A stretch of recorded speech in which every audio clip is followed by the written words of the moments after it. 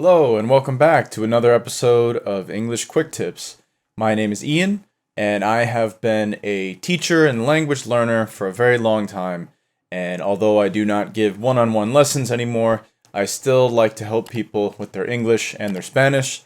Today's video is focused on English idioms, phrasal verbs, and collocations. So let's get right into the content.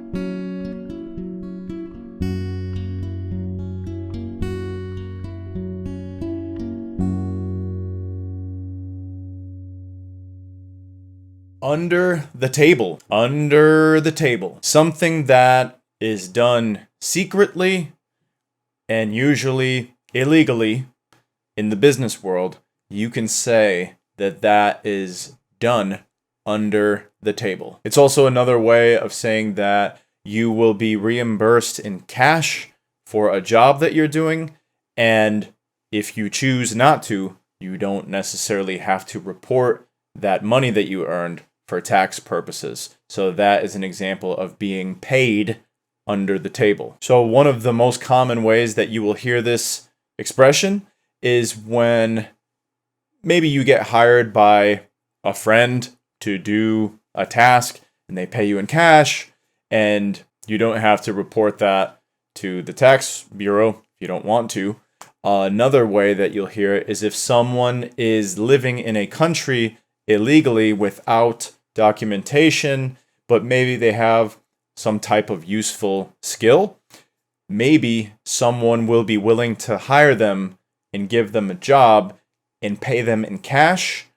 And that is another perfect example of being paid under the table. So for our first example here, let's take the idea of someone who is not a legal citizen that is working somewhere and being paid in cash. Illegal immigrants are normally paid under the table by the person or company that hired them. This type of transaction is pretty common when it's an informal transaction and maybe it's between two friends, or maybe a family member is paying you to landscape their yard or to do something. Oh, I'll pay you $200 if you take care of my whole yard.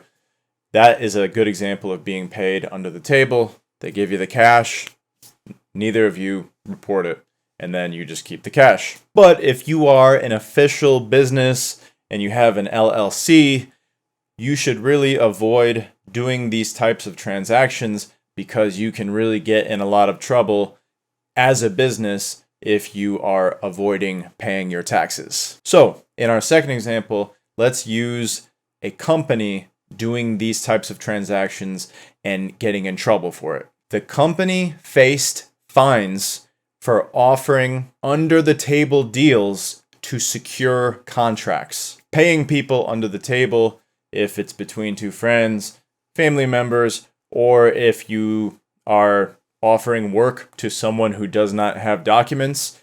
That's a really common way to pay people under the table. But if you are an official corporation in a company with an LLC and all that stuff, you should really avoid doing this to avoid the tax man coming and knocking on your door and wanting to audit your books. So, have you ever been paid under the table for a task that someone has given you? Or have you ever paid somebody under the table to do something for you? I'd love to hear your examples in the comments section below. If you have any questions or doubts about this expression or anything else, please feel free to ask me. Otherwise, thank you for stopping by and watching the video, and I hope you have a nice day.